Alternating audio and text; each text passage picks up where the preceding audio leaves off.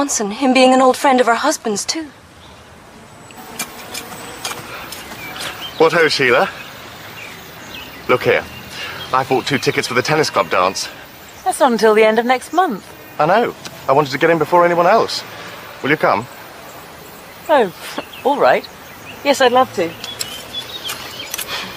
hope I haven't spoken out of turn. What is your opinion of the younger men, Hastings? William Coleman, for instance? I say, steady on, Poirot. He's my nephew. No, he's your nephew by adoption, Hastings. Yes, but all the same. How old was he when he was adopted by your sister and her husband? Oh, 8 or 9.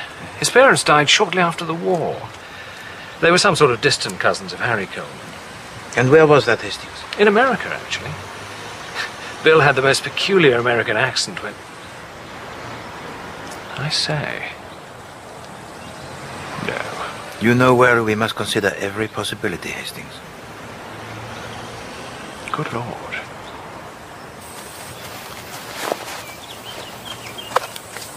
How are you getting on with our local mystery? I have learned a great deal, mademoiselle, about the victim. And very often the victim, it is the clue to the mystery. It's rather clever of you, Mr. Poirot. Merci, mademoiselle. It's certainly true that if ever a woman deserved to be murdered, Mrs. Leidner was that woman.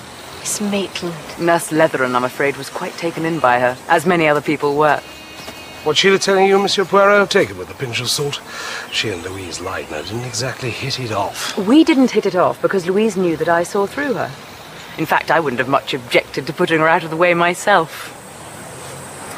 Then, for the time of death of Madame Leidner, mademoiselle, I hope you had a good alibi.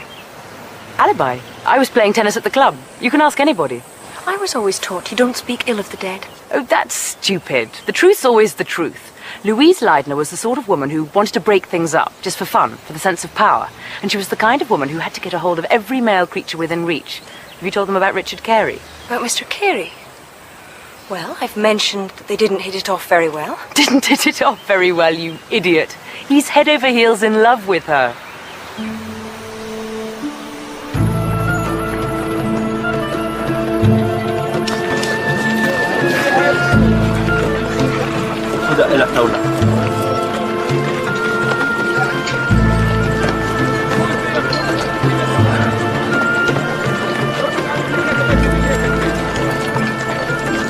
Tell me, Hastings, Monsieur Mercado, is he right-handed or left-handed? Right-handed, I think. Yes. Ah, bonjour, Monsieur Mercado. Good morning. Not many people visit me out here. You dig too deep, monsieur. It is very difficult on the legs, you understand. These people must have been jolly fit. The lower you get, the more interesting it becomes. Follow me, gentlemen. One interesting thing is that the pottery found above this level, it shows a marked difference. Here, I will show you. If you look at this piece... Ah! Something stung me. A scorpion, perhaps. Vite! Voila. I knew I felt something.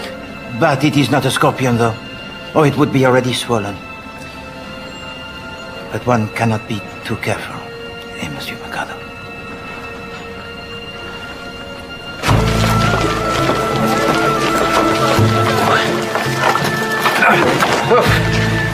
That was neat, eh, Hastings?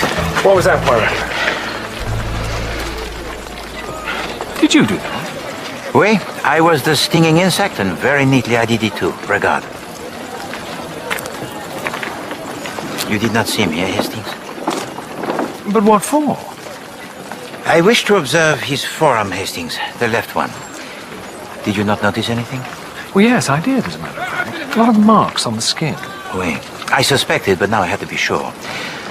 Monsieur Mercado, he is addicted to drugs, Hastings. I see. So where does that lead us? For the moment, I cannot say. But facts, Hastings. Facts. Those are the cobbles that make up the road along which we travel.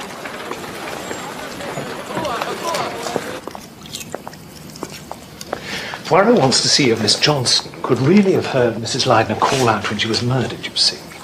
So if you could go in Mrs. Leidner's room and just give a little cry, I'll go in the living room and see if I hear anything. All right. Oh, not a big scream or anything. I mean, not madly terrifying. Just a little cry as if you stubbed your toe or something. Yes, I see.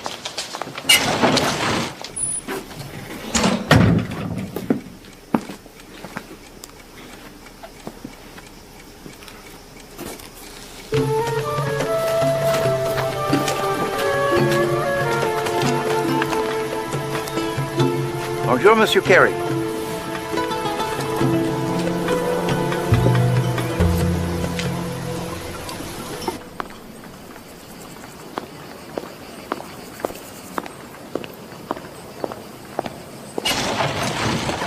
Ready when you are. No, I've done it. Oh. Well, I didn't hear anything. Perhaps you should try it again, a bit louder.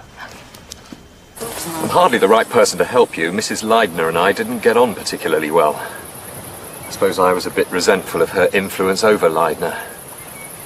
We were polite to each other, but not intimate. Explained most admirably, Monsieur Carey. But there are stories going about, and one listens to these stories and bows. What stories? Oh, the usual sort of story. About you and Madame Leidner. What foul minds people have. Vraiment. They're dogs, huh? However deep one buries an unpleasantness, a dog, he will always root it out again. As for myself, I'm always ready to be convinced of the truth. You? I doubt if you'd know the truth if you heard it.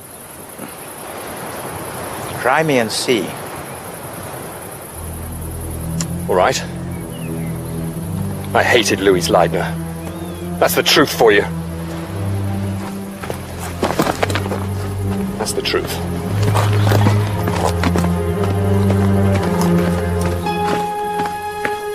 We tried it several times, getting louder and louder. Even when Nurse Leathern screamed quite loudly. You couldn't hear it in the living room. These mud brick walls are damn thick, you know. Good, Hastings, good. The only way we heard it was when we tried it with the window open.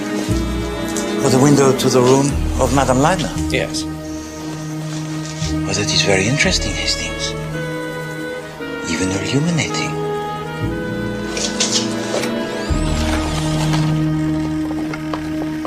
Ah, Madame Mercado, Mademoiselle Johnson, bonjour. Good day. How are you getting on, Mr. Poirot? Oh, it marches slowly, this affair, mademoiselle. But this morning I was in Baghdad with Superintendent Maitland. His daughter is a young lady, most charming, n'est-ce pas? Sheila Maitland? Oh, she's all right. Of course, she's the only young creature in the place, so she gets a bit spoilt by all the young men dancing attendance on her. Not that she doesn't encourage them.